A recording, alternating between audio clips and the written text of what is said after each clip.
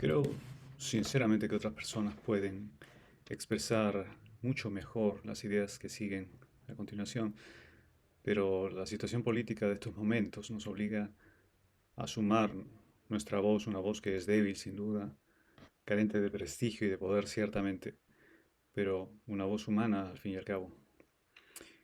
Sumar, digo, esta voz a las numerosas voces ya hartas de tantas mentiras, infames sortilegios de esa mayoría del Congreso que parasita a la República. Y por supuesto contra las mezquindades de Dina Boluarte y sus colegas de circo, no se me ocurre qué otra palabra emplear, que tienen por feudos el poder ejecutivo y los ministerios.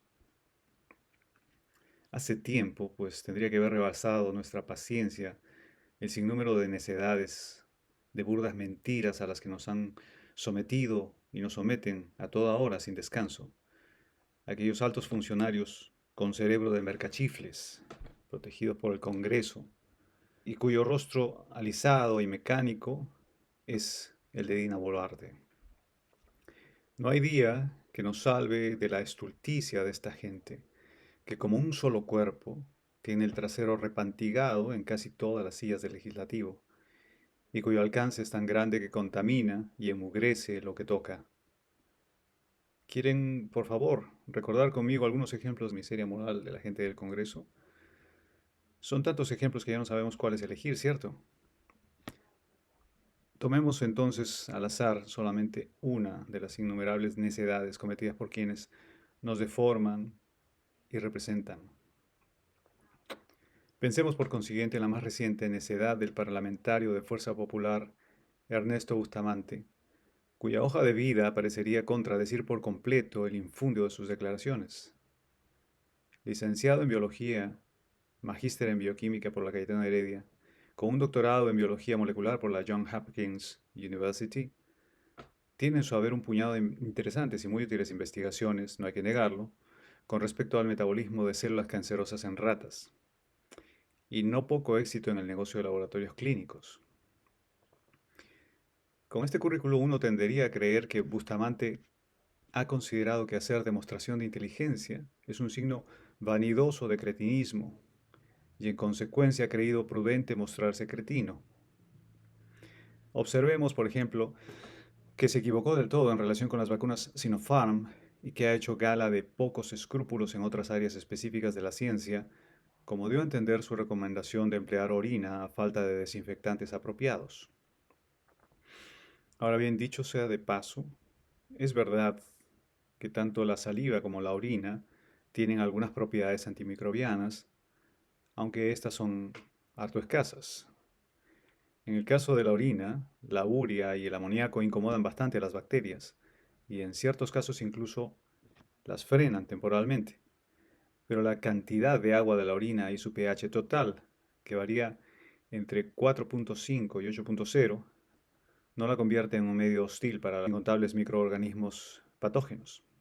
Podría introducir más bacterias en el cuerpo, de manera que haciendo el balance entre costo y beneficio, la sugerencia de emplear orina como desinfectante resulta impertinente, sobre todo teniendo en cuenta los hábitos de higiene de la mayoría de nuestra población. Pero lo que sorprendió más de Bustamante fue su aseveración sobre el talento científico y la inteligencia de las mujeres. Voy a citarlo, si me lo permiten. La prevalencia de interés de las mujeres en ciencia no llega a un número tan alto, 33%, y no porque no se le quiera otorgar facilidades. Hoy en día no hay mayor limitación a las mujeres en la ciencia, sino sencillamente porque no hay una condición biológica que aparentemente incentive a las mujeres a participar en ciertas ciencias exactas, naturales o físicas. Fin de cita.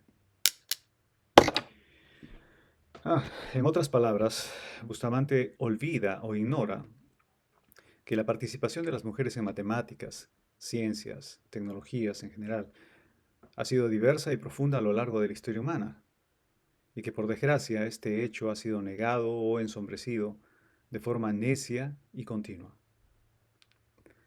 Veamos, desde la antigüedad hasta la actualidad, tanto en Occidente como en Asia, Ellas han contribuido al desarrollo del conocimiento científico y tecnológico, luchando contra obstáculos socialmente estructurales. ¿Quién por caso no conoce acerca de Hipatia, que en el siglo IV después de Cristo, en Alejandría, escribió tratados de geometría y álgebra, enseñó astronomía, filosofía neoplatónica, acogiendo en su aula a todas las personas interesadas o curiosas, sin distinción de credos, procurando promover la tolerancia y la convivencia de los contrarios? ¿Y quién no sabe que debido a esto precisamente, según los historiadores, fanáticos cristianos la arrastraron a un templo, la desnudaron, la desollaron viva empleando tejas y conchas de almejas, la descuartizaron y quemaron sus restos para borrar con ella todo indicio de sus esperanzas y aspiraciones? Con Hipatia, la hazaña cristiana perduró 3 siglos más, al punto de que en el siglo VII el obispo Juan de Niquieu escribiría lo que sigue. Voy a citarlo. En aquellos días apareció en Alejandría una filósofa pagana llamada Hipatia, dedicada en todo momento a la magia, los astrolabios y los instrumentos musicales, y sedujo a mucha gente con sus artimañas satánicas. El gobernador de la ciudad la honró con creces, pues lo había seducido con su magia. Fin de cita. En otras palabras, aquel escandalizado obispo redactó eso que hoy llamaríamos fake news o desinformación. Para no extendernos demasiado, pues, solo permítanme hacer mención de unos cuantos nombres más en esta fugaz evocación de mujeres con magnífica predisposición filosófica y científica. Pensemos, por ejemplo, en una contemporánea de Hipatia, María la Judía, quien fue alquimista e inventora de procedimientos químicos como el baño María, tan frecuente en nuestra cocina. O antes, en el siglo I de nuestra era, en Ban Zhao, o Zhao, perdóneme si no pronuncio bien los nombres chinos, aquella investigadora sistematizó con rigor su aproximación a la historia. O después, en los aportes que en el siglo XII hizo Hildegarda de Bingen a la botánica, la medicina, la mineralogía, y en el siglo XVII hizo por su parte Wang Zhenji a la astronomía y matemática en Asia. Y luego, mirando el siglo XVIII, ¿cómo no fijarnos en Émile de La Châtelet, la matemática y física francesa que tradujo y comentó los Principia Mathematica de Newton y presentó nuevos estudios sobre el fuego y la energía? O en la matemática italiana María Gaetana Agnesi, autora de un libro de matemáticas complejas y profesora en la Universidad de Bolonia. O en Caroline Archer, aquella astrónoma alemana descubridora de varios cometas. O mirar el siglo XIX empezando con Lovelace, la matemática británica, dicho sea de paso hija de Lord Byron, que es considerada la primera programadora de la historia por su trabajo con la máquina analítica de Charles Babbage. Y recordar también a Sofía Kovalevskaya, la matemática rusa, que fue la primera mujer en obtener un doctorado en matemáticas modernas. Y por supuesto, recordar a Marie Curie, la física y química polaca francesa, quien fue la primera persona en ganar 2 premios Nobel de física y de química.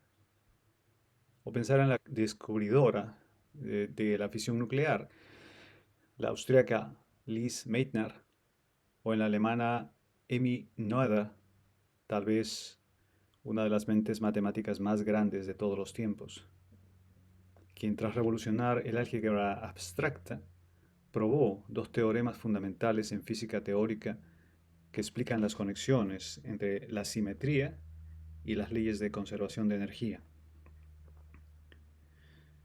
No hablaré ya de la cantidad de mujeres científicas del siglo XX y lo que va de este siglo, porque nos pasaríamos una semana entera solo mencionándolas. Diré sí a algunos datos extraordinarios que refutan otra de las afirmaciones desdichadas de Ernesto Bustamante. Voy a leerlas.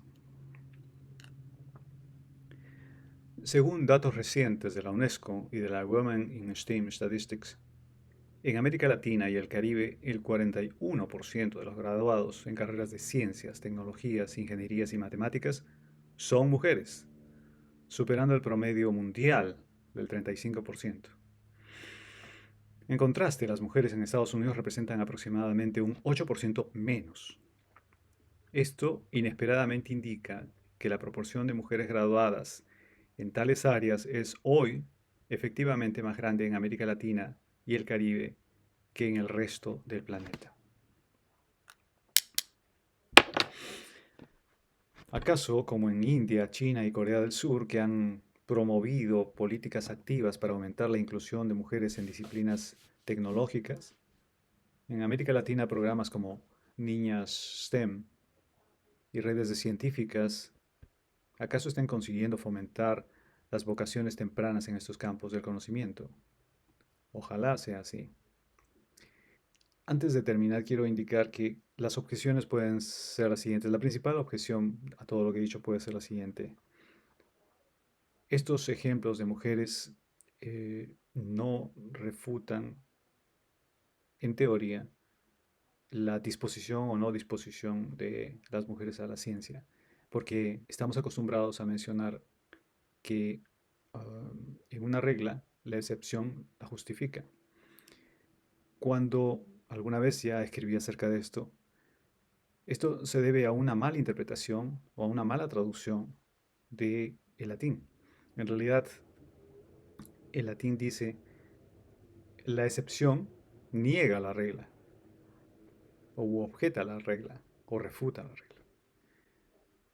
A lo largo del tiempo se ha modificado esto para darnos a entender de que una excepción sería como una golondrina, no hace el verano.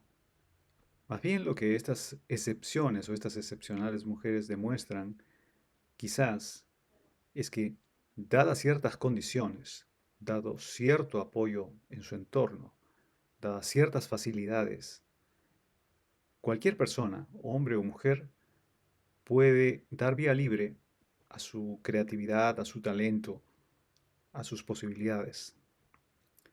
A lo largo de la historia, las mujeres se han visto comprimidas a un espacio extremadamente restringido por razones que podemos entender de división de trabajo de esta manera.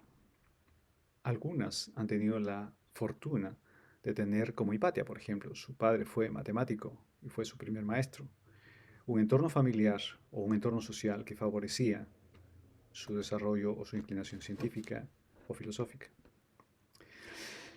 En cualquier caso, las preguntas que surgen son cautivadoras. Primero, ¿por qué hay cada vez más mujeres dedicadas a estas especialidades del conocimiento? ¿Por qué en América Latina? ¿Qué condiciones sociales y culturales se están dando hoy para que esto ocurra?